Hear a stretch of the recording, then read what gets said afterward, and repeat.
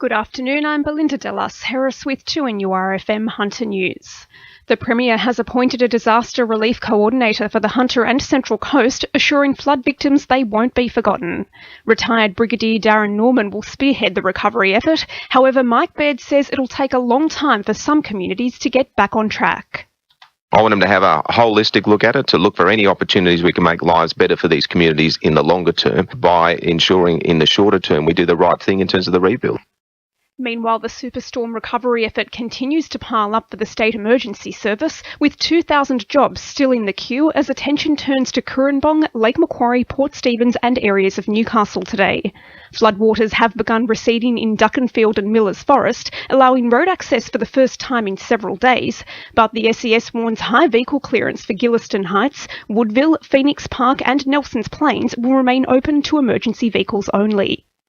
Deputy Incident Controller Dave Bushman says he's calling for calm. This is one of, if not the largest storm event responses that the New South Wales SES has had in our 60 years. So we are asking people to be patient and wait for SES help.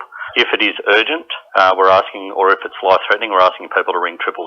But otherwise, the SES will come to you if you have put a call in for assistance. Emergency crews are still working to return power to 22,000 Hunter residents in the wake of last week's storms. Floodwaters have slowly begun receding in areas such as Maitland, with electrical networks suffering extensive damage. However, crews have managed to reconnect more than 190,000 homes across the state. Ausgrid's Anthony O'Brien says it's an unprecedented workload.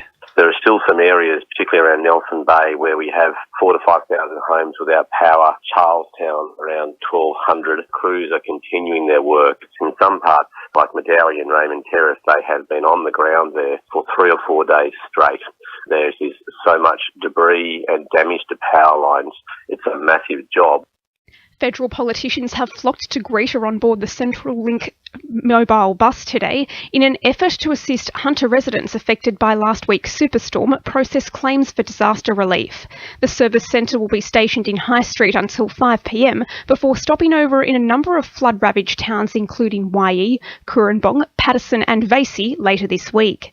Hunter MP Joel Fitzgibbon says it's about lending a helping hand. Today I'm in Greeter with Minister Maurice Payne to give flood-affected people better access to Centrelink, whether it be to check on their payments, whether it be an application for the disaster relief payment at this most difficult time. We also have social workers on hand to help those emotionally affected by the storms and floods.